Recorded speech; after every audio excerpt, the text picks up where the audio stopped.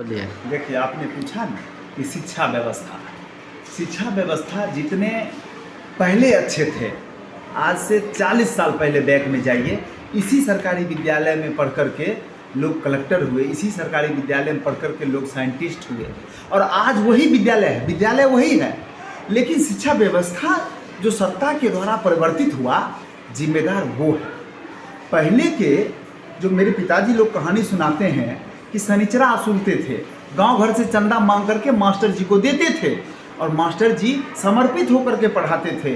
Master जी बच्चे को जो कांटा होता है उस पर भी लिटा करके पीटते थे, ठोकते थे, लेकिन माँ बाप स्कूल में मास्टर का विरोध नहीं करने को जाता था।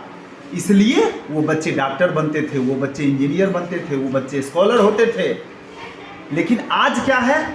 आज लोहा और लोहार दोनों दोषी है। मैं मास्टर जी को, शिक्षक का बहुत सम्मान करता हूँ, लेकिन शिक्षक का दोष बाद में देता हूँ। पहले गार्जियन का दोष है, पहले हमारा दोष है। मैं भी एक गार्जियन हूँ, आप भी एक गार्जियन हैं। दोष हमारा और आपका है कि आप अपने बच्चे की कॉपी तक नहीं चेक करते हैं कि मेरा बेटा आज पढ़ के क्या आया, कितना पेज फाड़ दिया, क्या लिखा, क्या नहीं लिखा, बिल्कुल नहीं चेक करते। ये सोच लेते हैं कि मेरे बच्चे को पढ़ाना मास्टर की जिम्मेदारी है। अरे भाई मेरे, मास्टर जी के पास तो बच्चा 4 घंटा 5 घंटा रहता है, बाकी टाइम तो बच्चा माँ बाप के पास रहता है। तो हम क्यों नहीं अपने बच्चे को चेक करें?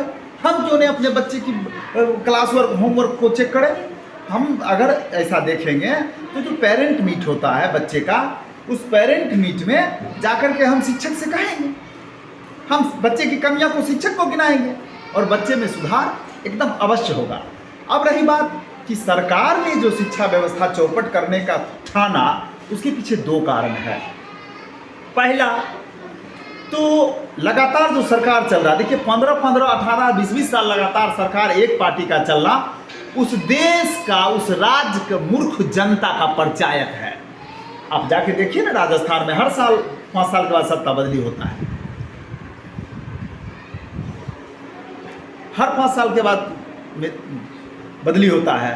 तो बिहार में क्या है कि बिहार की राजनीति में अब आम जनता का लगातार जो है शुरू हो गया इंटरेक्शन कि भाई हम वोट किसको दें, कौन अच्छा है, कौन बुरा है, सत्ता हमारे खिलाफ क्यों काम कर रही है। ये चीज़ को राजनेता समझ गए। जब इस चीज़ को राजनेता समझ गए, तब इन्होंने क्या किया, स्कूल की शिक्षा व्यवस्था को चौपट करने के लिए मुखिया को मास्टर बनाने का पावर दे दिया। बताइए, मुखिया जो 500 रुपये बांट करके, 200 रुपये बांट करके वोट बैंक हासिल करता है, दारू और शराब पी करके घूमता है, अयासी करने वाला मुखिया, मूर्ख अंगूठा टेक मुखिया, वो मास्टर बहाल करने को उसको पावर दिया। यही नीतीश, जो आज नीतीश शराबबंदी करके अपना वाहवाही लूट रहे हैं, यही नीतीश हर पंचायत में कंपोजिट शराब की दुकान खुलवाए थे। क्या उस समय अबोध थे? क्या उस समय मुख्यमंत्री नहीं थे? क्या उस समय इनको ज्ञान नहीं था? भूसा भरा था इनके दिमाग में, नीतीश जी के दिमाग में? लेकिन नहीं, यहाँ है कि जनता को गुमराह करना है, जनता को वापस पीछे लेके जाना है, मूर्ख बनाना है। इसलिए इन्होंने स्कूल में पोशाक राशि, खिचड़ी, अरे कोई लोग आज गरीब नहीं है, कोई लोग भूखा नहीं सो रहा है, खिचड़ी की क्या जरूरत है?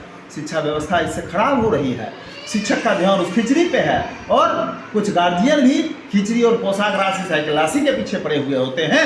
उनको बच्चे की पढ़ाई का जरा सा भी चिंता नहीं है।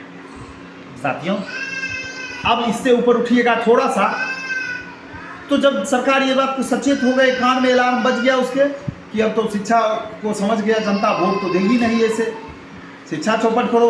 तो शिक्षा चौपट करने का फायदा इनको 20-25 साल बाद नजर आएगा कि हाँ, जब शिक्षा हमने चौपट कर दिया तो 20 साल 25 साल बाद जब जनरेशन मूर्ख होने शुरू हो जाएंगे, तब इनको इसका फायदा नजर आएगा। उसके बाद इन्होंने जातीय गणना कर लिया। अब ये सोचे कि लोग पढ़ा लिखा है तो पढ़ा लिखा को वोट देगा, अच्छे लोगों को चुन करके भेज देगा, तो यहाँ सदन में भी हंगामा होगा। सदन में हंगामा नहीं हो तो क्या करें? ये बिहार की नालायक सरकार ने जातीय गणना किया।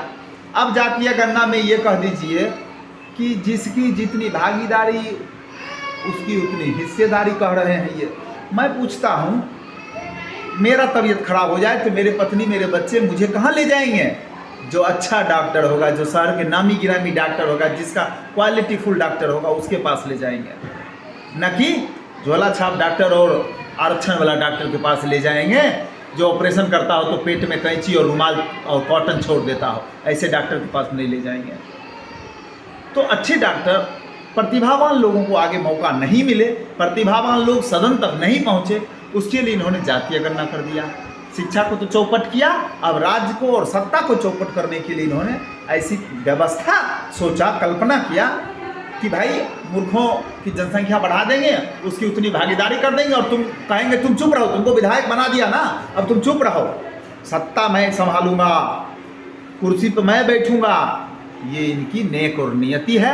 इस चीज़ को जनता समझे, प्रतिभा का सम्मान करे। जब आप बच्चे को ट्यूशन पढ़ाने में अच्छे शिक्षक को ढूंढते हैं, अच्छे कोचिंग ढूंढते हैं, इलाज में अच्छे डॉक्टर ढूंढते हैं, इसका मतलब है कहीं ना कहीं आप प्रतिभा का सम्मान करते हैं।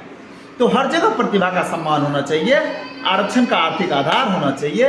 प्रतिभा का सम्मान में नौकरी में और प्रमोशन में आरक्षण वगैरह होने की जरूरत नहीं है। जिसके पास क्वालिटी है, जिसके पास दम है, वो आगे आए। और फिर जब वैसे लोग सत्ता में रहेंगे, वैसे लोग जब हमारे ब्यूरोक्रेट्स होंगे, तब पक्का हमारे बच्चों का भविष्य उज्जवल होगा। इन्हीं शब्दों के साथ मैं माननीय बिहार सरकार से निवेदन करता हूं कि आप शिक्षा व्यवस्था पर करारा प्रहार मत कीजिए। अपने पेट पालने के लिए, अपने लिए, देश के, राज्य के बच्चों का भविष्य बर्बाद न करें। जय हिंद, जय भारत, वंदे मातरम।